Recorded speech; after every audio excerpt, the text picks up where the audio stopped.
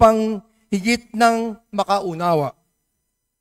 Nakahanda po ang aking bisig na makipagtulungan kanino man alang-alang sa ating bansa.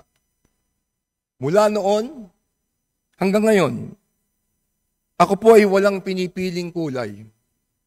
Lahat ay mahalaga. Lahat ay may maaaring maiambag upang magampanan ang ating mandato bilang kinatawan ng ating pong mga mamamayan.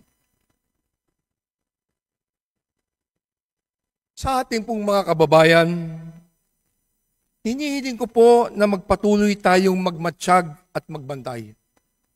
Tanging kayo lamang po ang makakapagsabi at makakapagpasya kung dapat bang ibigay ninyo muli ang tiwala sa amin. Kayo ang magiging bahagi ng reforma para masiguro natin sa darating na mga araw ang kapakanan ng taong bayan ang mauuna.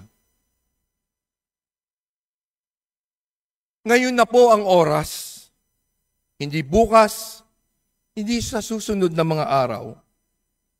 Sama-sama tayong babangon, sama-sama tayong kumilos, sama-sama tayong maglingkod. Hindi magiging madali